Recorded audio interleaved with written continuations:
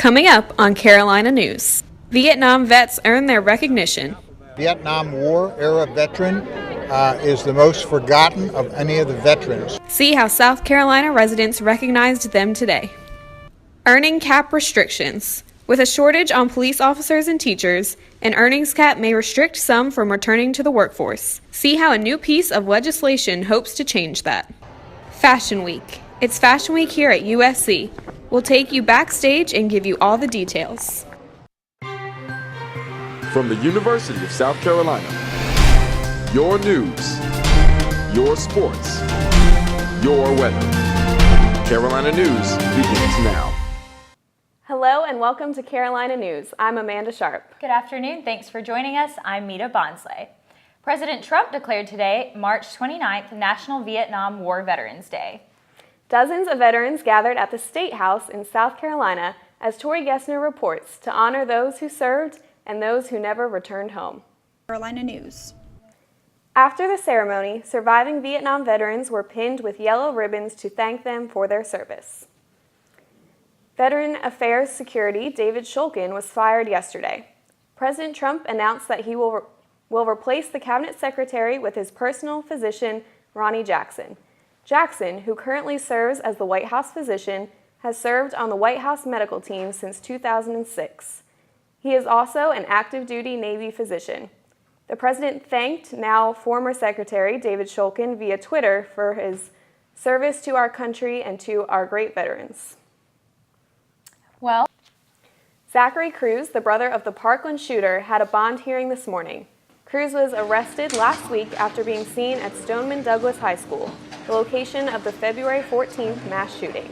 This morning, he pled guilty of trespassing at the school. He will serve 6 months of probation and can never return to the Parkland school. In conducting our investigation on a $500,000 bond. What the His release from the Broward County Jail could come as soon as today. As of 10:30 this morning, he remained in custody. If you weren't able to buy a lottery ticket before Tuesday's Mega Millions drawing, don't worry, you're in luck. Nobody was able to match all the numbers, and the jackpot has now rolled over to more than $500 million. The estimated $502 million prize is the fourth largest in the lottery's 16-year history. The next Mega Millions drawing will take place on Friday at 11 p.m. Eastern Time. well, I know. Welcome back to Carolina News.